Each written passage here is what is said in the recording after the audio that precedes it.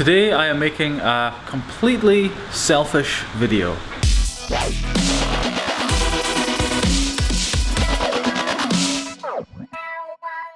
Now usually when I do videos, I really try to come up with stuff that's interesting and that you'll enjoy and that, you know, will keep you wanting to tune in the next day. And, you know, but sometimes I think, you know what, I'm gonna do something just for me. And today is one of those days. I want to talk about money, sort of. The other day, you perhaps remember me. When I was picking up my son up the coast, I talked about like not really sort of understanding, like needing to take some time off, not understanding why I can't get enthused about business right now and about what I'm doing, and you know, maybe just sort of to hit the reset button.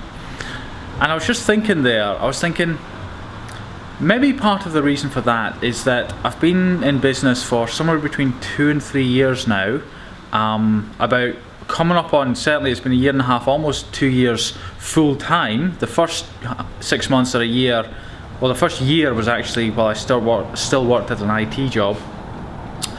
And I'm thinking maybe it's because I'm still making so many mistakes and I'm just not making that much progress. And so what I want to talk about today, sort of just to sort of get clear in my own mind, is I want to talk about like the mistakes that I've done and what it's cost me, like literally the actual dollars that it's cost me, these mistakes, and sort of figure out why I'm not getting anywhere. Now, when we moved into this workshop here around about a year and a half ago, it was January 2015, I had a sort of loan for that machine there, the water jet cutter, and I didn't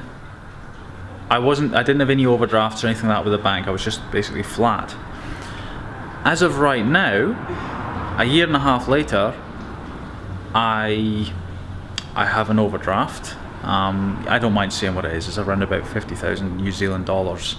But you know, it goes up and down with Kickstarter projects and things like that. I still haven't paid any of this machine off, and I just don't feel like I'm any further ahead than I was a year and a half ago. And I think perhaps that's what's bothering me. Like, I've come up with new products, yes, the website is busier than it was, but still not that busy, you know, still just semi, you know, consistent sales.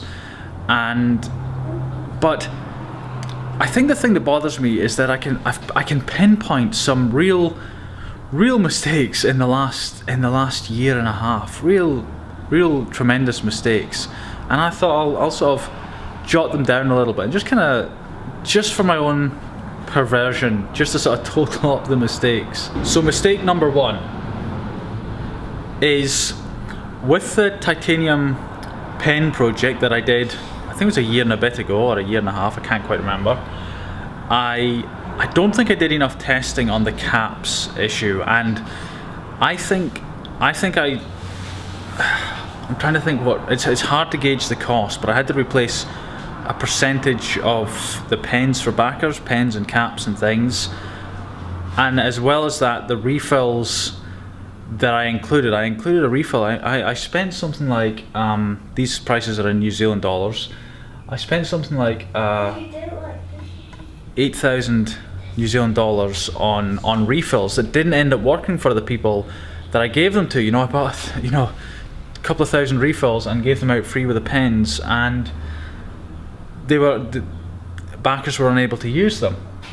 Now, as part of that, also the replacement pens, I estimate something like $30,000 as just screwing up, and I'm still paying the price now. Even now I'm replacing pens for people, which is fine. I do a lifetime guarantee. I'm okay with that. I'll probably be replacing these pens every so often 5 years from now. That's fine. That's how I run my business. Another error is that we've talked about it before in previous videos, the big sander.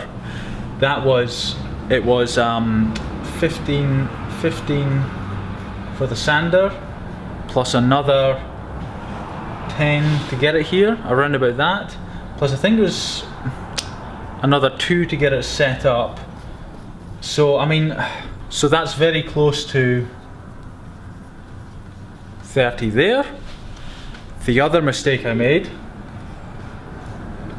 number 4, is I paid for PR for my titanium pencil campaign that I launched late last year and sort of have just fulfilled a few days ago, and including shipping out whole loads of prototypes that had no effect on anyone. I provided that to the PR company.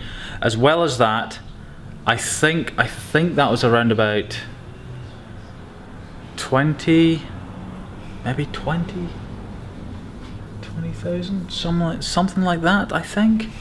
I'm trying to think of the other mistakes I've done.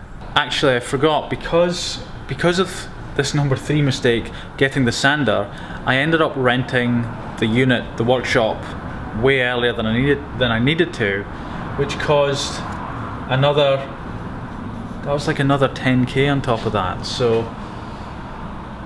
you know, like roughly